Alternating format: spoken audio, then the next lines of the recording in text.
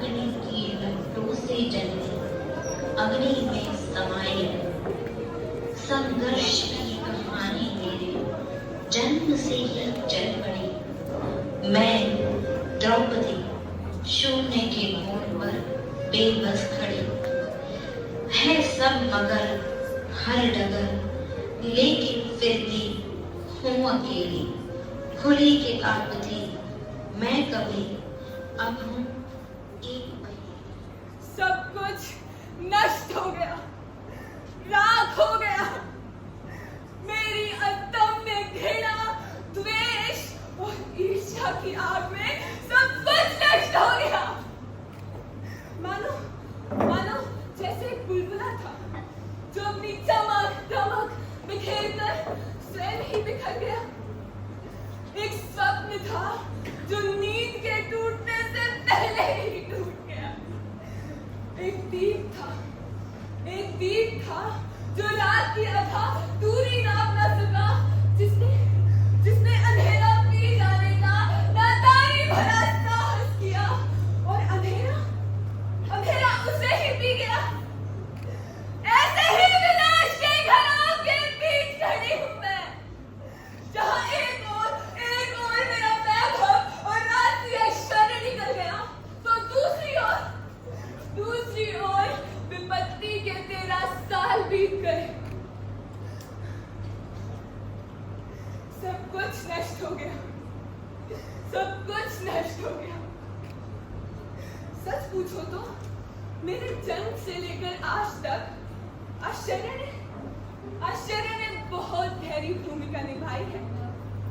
भाग्य का चक्र ही जैसे मेरे जीवन की करुण गाथा है। मेरी कहानी, द्रौपदी की कहानी, कहां से शुरू करूं यह तय कर पाना मुश्किल है। न जाने कितने अध्याय छूट गए, कितने पृष्ठ उलट गए, पता ही नहीं चला। लगता है जैसे ये आखिरी अध्याय ही शेष रह गया। जहां से याद आता है, जैसा याद आता है, वहां से सुना रही हूँ, वहां से सुना रही हूँ, वहां से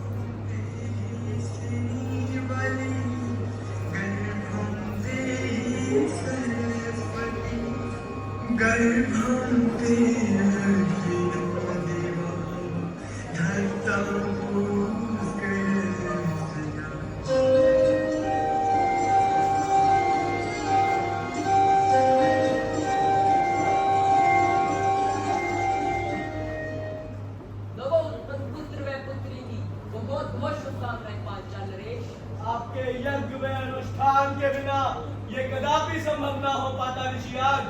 पांचाल देश को उत्तराधिकारी व कन्यादान का सौभाग्य देने के लिए कोटि कोटि धन्यवाद। मैं राजा द्रुपद आपको यज्ञ की दक्षिणा के रूप में 10 करोड़ का भेंट करता हूँ। कल्याण। आइए राजा द्रुपद, मैं आपको हमारे गौशाला के दर्शन कराऊं। चलिए ऋषिराज।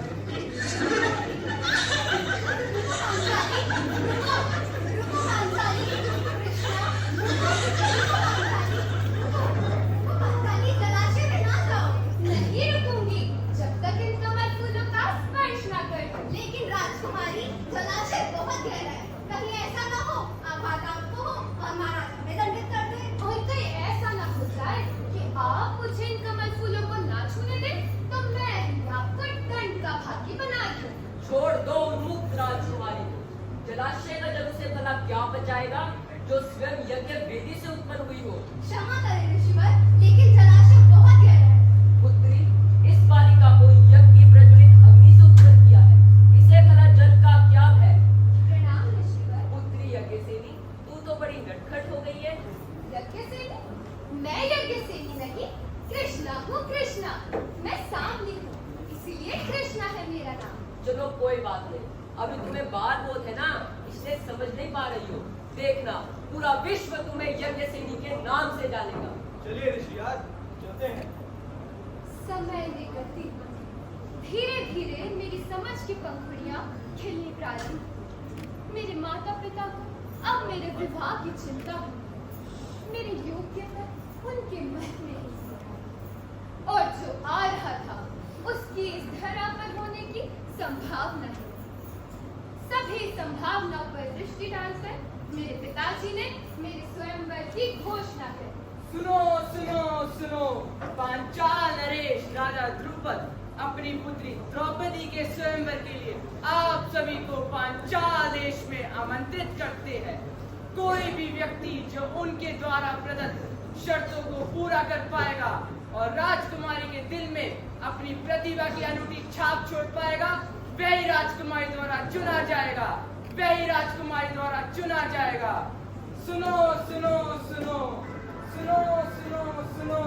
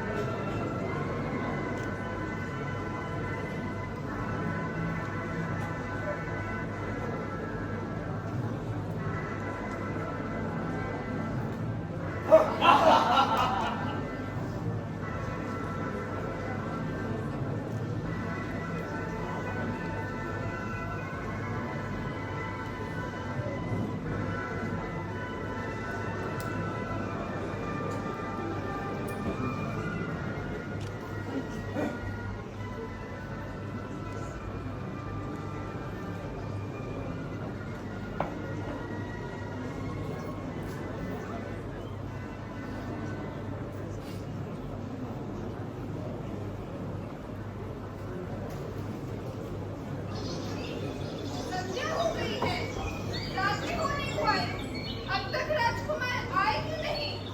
प्रतिदिन तो समय पर आ जाते हैं। अवश्य ही कोई महत्वपूर्ण कार्य होगा। कहाँ हैं आप? देखिए हम आपके लिए क्या लाए हैं। बातें कहाँ हैं आप? जो भी लाए हो पुत्र, बाजो भाई बांट लो। अरे माँ, दृष्टि इधर तो घुमा के देखिए। ऐसा भी क्या है युधिष्ठिर? ये द्रौपदी है माँ, पांचाल देश की राजकुमारी। अर्जुन ने इन्हें स्वयंवर में जीता है। स्वयंवर में जीता है? हे भगवान, ये मुझसे किस तरह का पाप हो गया? जाने अनजाने में ये कैसी भूल मुझसे हो गई? हे द्रौपद पुत्री, मैं अपने शब्दों को वापस लेती हूँ। मुझे क्षमा करना पुत्री, मुझे क्षमा करना। हे माते, आपके द्वारा कहे गए शब्द हम सभी के लिए पत्थर की लकीर के समान है। आज तक आपके द्वारा दी गई किसी भी आज्ञा की अवहेलना हम भाइयों ने नहीं की, आज भी नहीं होगी माते। पांचाली हम पांचों भाइयों की पत्नी होगी। पुत्री, जैसे मुख से निकला वचन और फेफड़ों से निकली श्वास वापस नहीं आ सकती, उसी प्रकार एक बार जो कह दिया उसे मिटाया नहीं जा सकता। अब ये सामर्थ्य तेरा है, तू अपने प्रेम का ऐसा संतुलन स्थापित कर कि मेरी यह भूल भी तेरे माध्यम से संसार के लिए आदर्श बन जाए।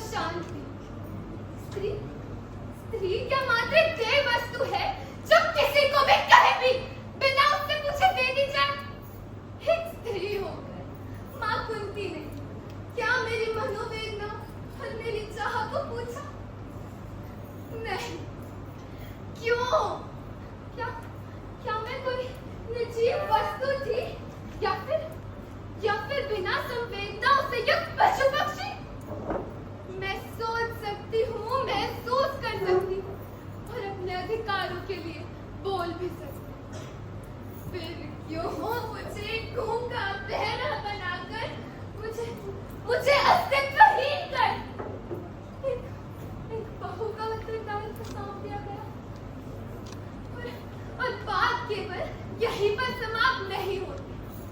अभी तो जीवन के अनेक पड़ाव जैसे घात लगाकर मेरी प्रतीक्षा में थी। पांडवों के वनवास और अज्ञातवास की अवधि समाप्त हुई। धर्मराज युधिष्ठिर ने नई राजधानी बसाने का फैसला लिया।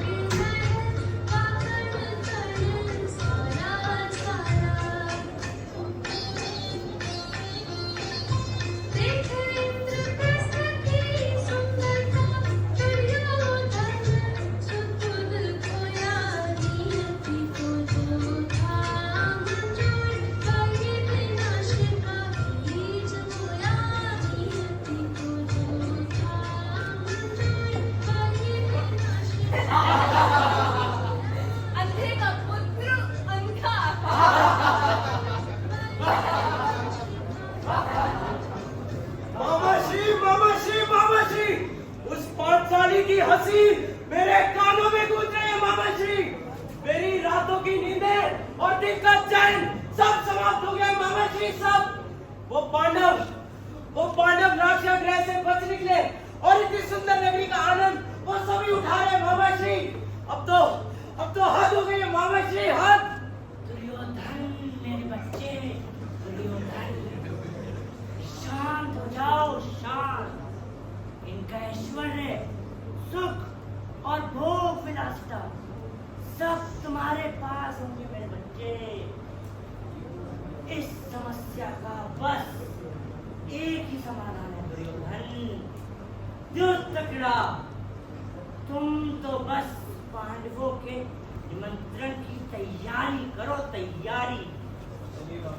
योजना का निर्माण करते हैं।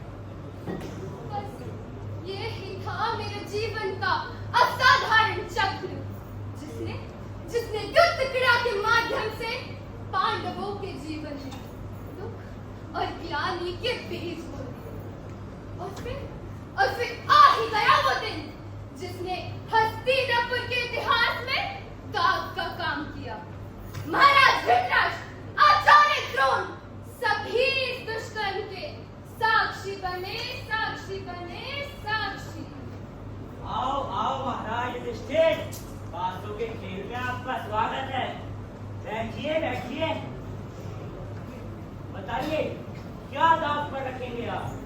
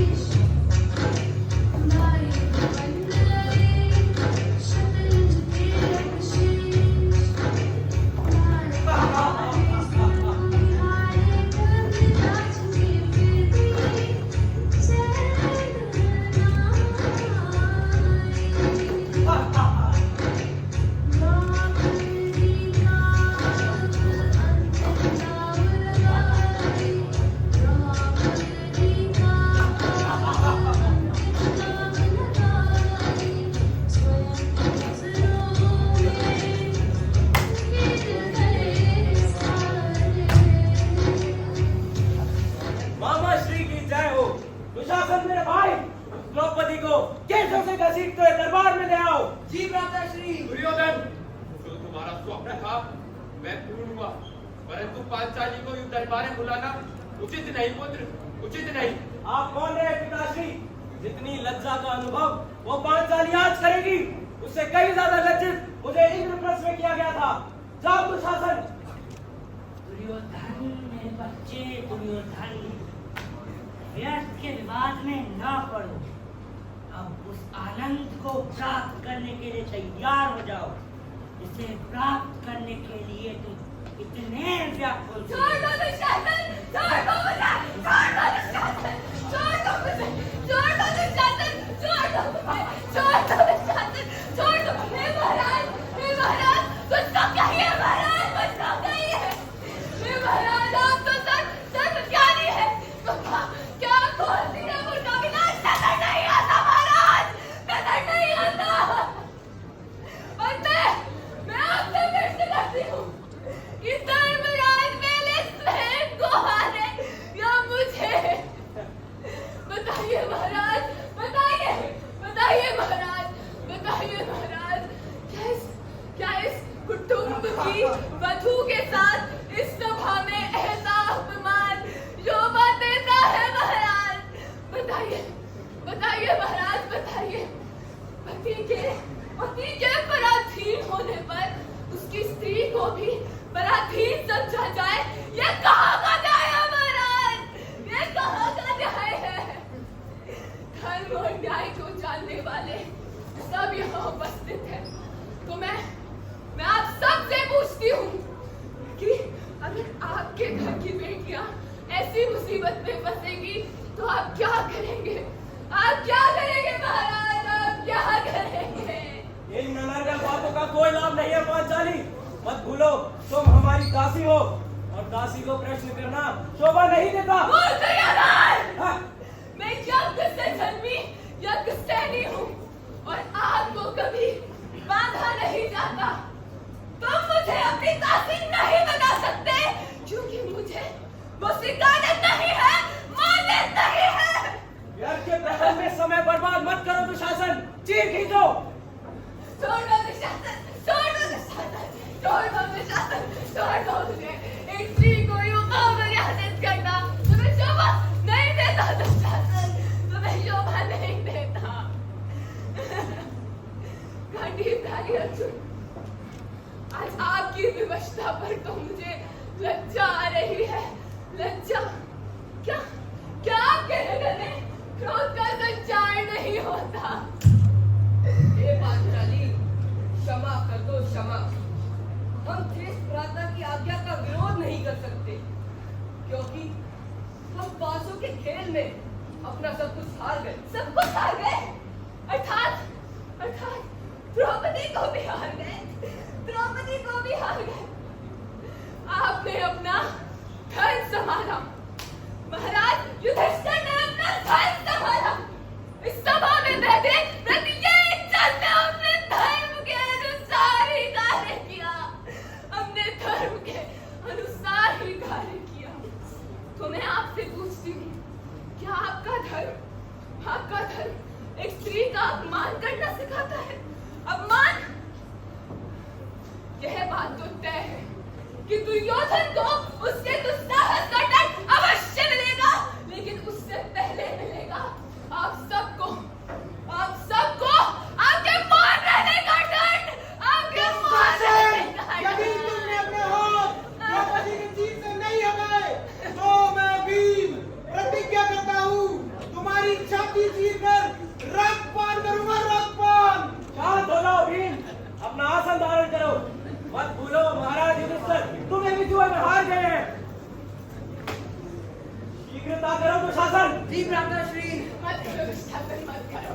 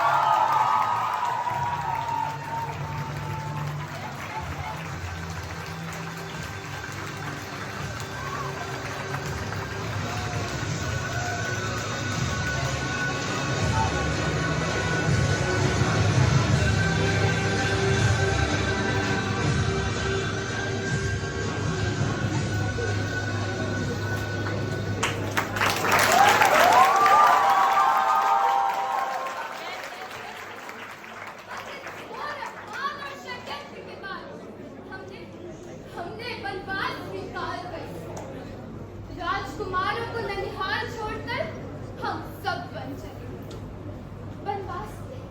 बनवास की कौन सी बातें सुनाऊं और कौन सी छोड़ दूं, यह फैसला मैं कर ही नहीं पाती।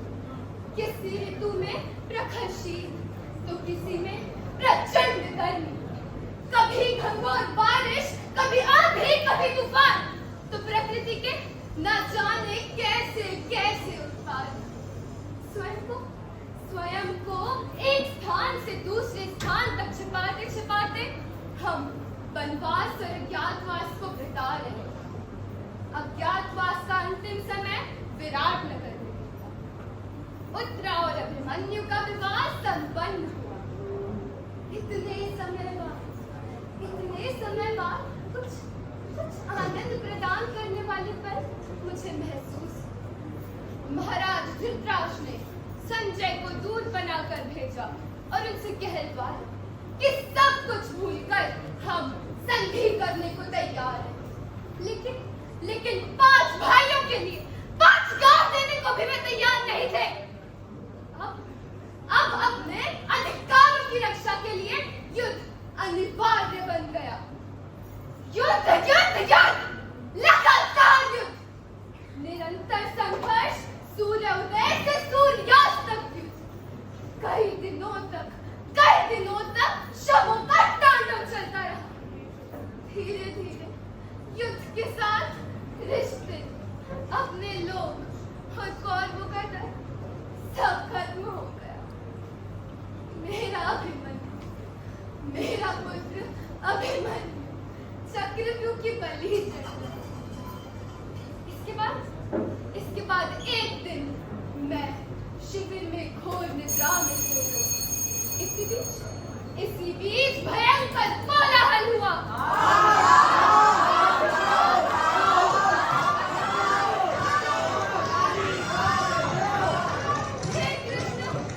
हे कृष्ण, ये क्या हो रहा है? मुझे ऐसा प्रतीत हो रहा है जैसे ये धरती कांप रही हो। ये आकाश हिल रहा हो। सारे नक्षत्र टूटकर गिर रहे। हे कृष्ण, ये क्या हो रहा है? कहाँ है वो पापी जिसने मेरे पुत्र को मार दिया? कहाँ है? बताओ मुझे निश्चय बताओ मुझे, मैं उसे क्षमा जाऊंगी। शांत हो जाऊं? मैं जिसके पुत्रों का वध हुआ हूं, मैं कैसे शांत हो जाऊं? कृष्ण, कैसे? बताओ मुझे, कौन है वो जिसने मेरे पुत्रों की निर्मम हत्या की? अश्वत्थामा कृष्णा, अश्वत्थामा। बड़ी विचित्र बात है। इतने बड़े शूरवीरों के होते हुए भी मेरे पुत्रों की मृत्यु का कारण वो अश्वत्थामा बन गया। ले आओ उसका सर काटकर और रख दो मेरे समक्ष। वो गुरुपुत्र है पांचाली, गुरुपुत्र है। तो दे दो ना पांचाली को भी उसे। कह दो कि कर डाले मेरा विवध, कर डाले मेरा विवध, कर डाले मेरा विवध, मार डाले मुझे।